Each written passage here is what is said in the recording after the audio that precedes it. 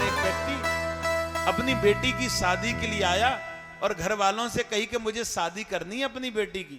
घर वाले बड़े प्रसन्न हुए, बेटे की शादी हो भी नहीं रही, आज तो संबंध वाला आ गया। कहने लगे हाँ करो, कि लेकिन मेरी एक शर्त है। कि क्या? कि सारी बारात आए, बारात चाहे 200 लाओ चाहे 200 या 300, लेकिन बारात में कोई बूढ़ा व्यक्ति लेकर के मत आना। अगर बारात में कोई बूढ़ा व्यक्ति आया तो मैं अपनी लड़की की शादी नहीं करूंगा। घर वाले कहने लगे हमारे तो दादाजी भी जाएंगे, नाना जी भी जाएंगे, ऐसे कैसे काम चलेगा?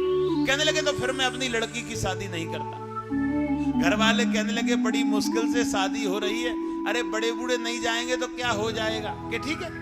कहने लगे हाँ बड़ा बूढ़ा नहीं लाएंगे, लेकिन नाना तो जिद पड़ गए कि हम तो जरूर जाएंगे शादी में। है? नाना से मना किया, नाना अगर तुम शादी में गए ना तो वो लड़की की शादी नहीं करेगा। नाना कहने लगे शादी में तो जाएंगे चाहे कुछ भी हो जाए। घर वाले कहने लगे तो नाना तुम्हें ले कैसे जाएं? कि जो गाड़ी जा रही है गाड़ी की डिग्गी में हमें बिठाल दो। बोली वृंदावन बिहारी लाल। जिस गाड़ी में सामान रखा है ना डिग्गी में, उसमें बिठाल दो, उसमें चुपचाप बैठे रहेंगे लेकिन चलेंगे। कहने लगे चलो। अब जिस डिग्गी में सामान था उसमें नाना बिठाल दिए, बड़े बूढ़े तो है। नाना से कही कि बोलना मत, तुम बोले किसी को पता पड़ गई तो शादी नहीं होगी। कि ठीक है नहीं बोलेंगे, ध्यान से सुनना।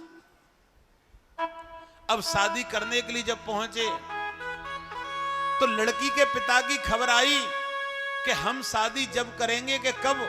कि हमारे घर के पास में एक नदी बह रही है, उस नदी में जो शुद्ध दूध और चढ़ाएगा और उस नदी में हमें दूध ही दूध दिखाई देगा, तब हम शादी करेंगे।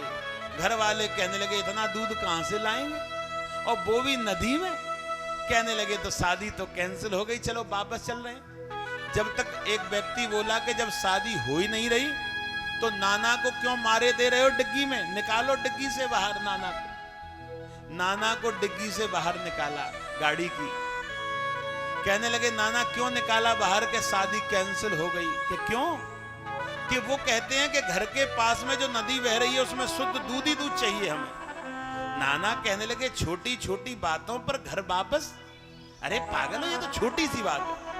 घर वाले कहने लगे नाना छोटी बात है, इतना दूध कहां से लाएंगे और नदी में शुद्ध दूध कैसे बहाएंगे? हैं?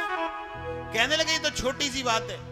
जो तुमसे कहने के लिए आया था कि नदी में जल की जगह दूध ही दूध बहाओ, उससे ये खबर करवा दो कि दूध तो हमने प्रबंध कर लिया है, दूध की पूरी व्यवस्था है, लेकिन नदी को खाली करवा दो। बोली वृंदावन बिहारी लाल। नदी को खाली करवा दो। अब तो प्रस्ताव लेके वो लड़की के पिता के पास में पहुंचे और कही कि दूध का प्रबंध उन्होंने कर लिया है, शुद्ध दूध बहाएंगे, लेकिन उनकी एक शर्त है कि क्या? कि नदी में जितना जल बह रहा है जल को खत्म करा दो। लड़की का पिता समझ गया कि जवान व्यक्ति में इतनी बुद्धि नहीं आ सकती, कोई ना कोई बड़ा बूढ़ा बारात में जरूर आया है, पता करके आओ। इतनी बुद्धि तो बड़े बूढ़े में हो सकती है। पता करने वाला पहुंचा, बड़ा बूढ़ा देखा कि हाँ उनके नाना आए हैं, तो लड़की वाला बड़ा प्रसन्न हुआ। कहने लगे कि मैंने का प्रतीक बताया था कि बुजुर्ग के अंदर कितनी बुद्धि होती है।